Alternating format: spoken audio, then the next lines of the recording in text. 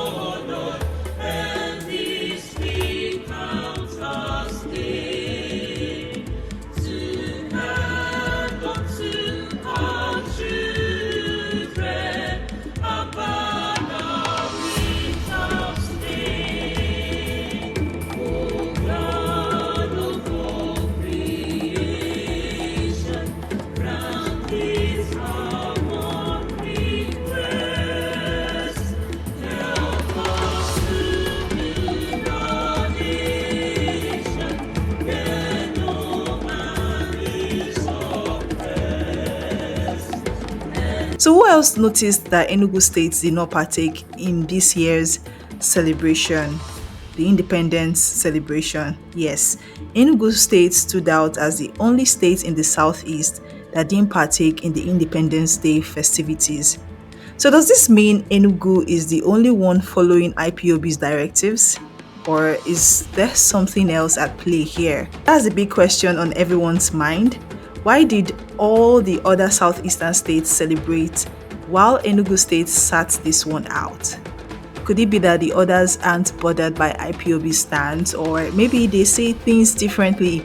And what does this mean for the ongoing conversation around Biafra and the independence movement? So, what do you think? Does this make Enugu State the obedient state, or is there something more to the story? Or did the Enugu State participate in the celebration? Would love to hear your thoughts, because I personally didn't see Enugu State participate on the 1st of October. Drop your comments below and let's get this conversation going. Ebony People TV really wants to hear from you.